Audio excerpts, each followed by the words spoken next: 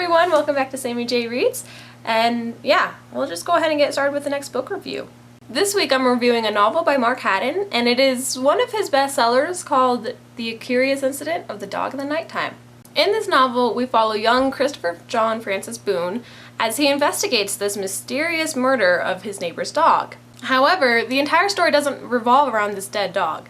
It is actually more involved with Christopher becoming basically independent, in which he would normally live his life depending on others. I say this because, well, Christopher is autistic. He doesn't live life normally like most of us. So you could probably say this book doesn't really follow the general characteristics of, you know, an action novel or a novel with mystery and thrillers. And what could be considered action scenes are mainly times in which Christopher, during his adventures and his sort of investigation of this dead dog, that anything that makes him uncomfortable and anything he overcomes, those are basically the action scenes. Those are what really just you want to read, and you're thinking, okay, how is he going to get through this, and how does he process this information? I really enjoyed reading this book just on its own. The authenticity of it is remarkable. By having a main character with autism, it really sets the bar high on authenticity of the book and what should be expected.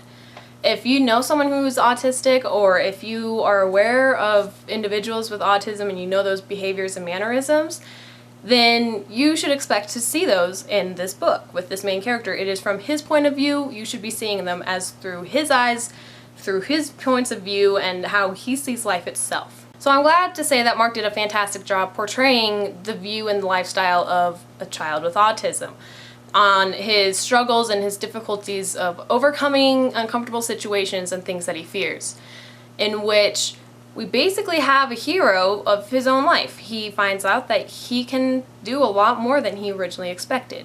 What I really enjoyed with this plotline is that it doesn't necessarily follow one climactic point.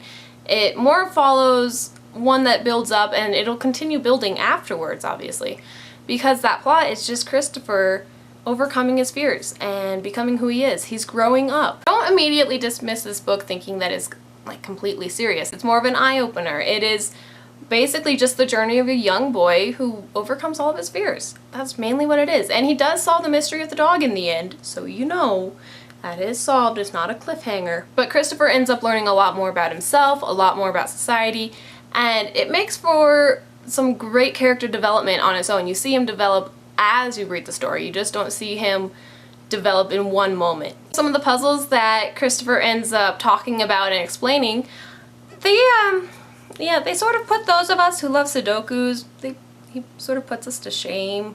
We've got, well, I could have a 4 there, I could have a 4 there. Even those who love Kakuros.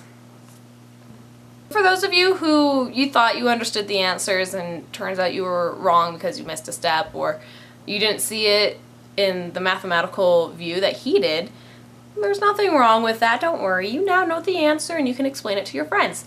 So don't beat yourself down on it. I mean, I love Kakuros and I love Sudokus, and my family has always sort of said that I'm like one of the smartest family members because of that, and I have amazing spelling, and I can write really well, and I do a lot of other things really well, and you know, didn't really faze me. I just felt like I was a lot more smart afterwards. He does explain how the puzzles are solved.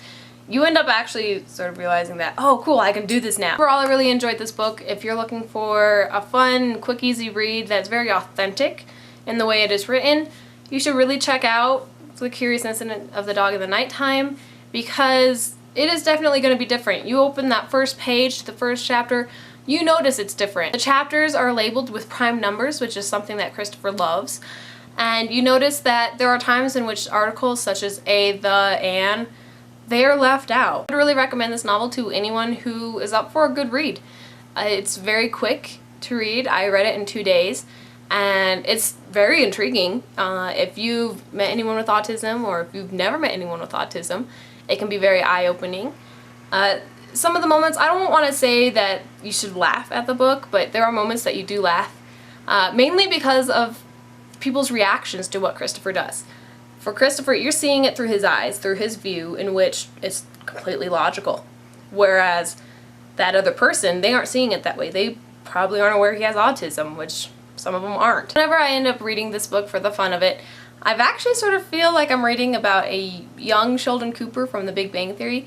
Although their mannerisms are slightly different, Christopher and Sheldon do have some similarities. They don't like being touched. They don't understand jokes. Sheldon, he doesn't understand sarcasm. And he does work really hard on it, and he's gotten better at it. Whereas Christopher, he doesn't understand jokes unless they are logical to him. Then he knows maybe a few jokes. So if you read this and you start to think of Sheldon Cooper, that's alright. I don't see anything wrong with that. We compare every single day. Just remember that they are two completely different characters. Christopher will have his own oddities that Sheldon doesn't have. So if you're interested in more book reviews, go ahead, hit the subscribe button up above. I post every Thursday. If you have any books that you would like me to review, go ahead, put them down in the comments below. And if I haven't read them, I'll read them and review them. And if I've already read them, then I'll review them. Yeah, easy, piece of cake. Additionally, if you have read The Curious Incident of the Dog in the Nighttime by Mark Haddon and you want to leave your reviews, your thoughts on it, go ahead, comment down below or leave me a video message and I'll get back to you guys. So that's it on Sami J Reads, and I will see you on the other side of the cover next week. Bye! Yeah, and then it's sort of cool. You open it, and then it's black, so you actually have a cutout of a dog. Yeah, that has nothing to do with the story, you guys. I sound like I'm trying to talk with the press. The Curious Incident of the Dog in the Nighttime. The Curious Incident of the Dog in the Nighttime. The Curious Incident.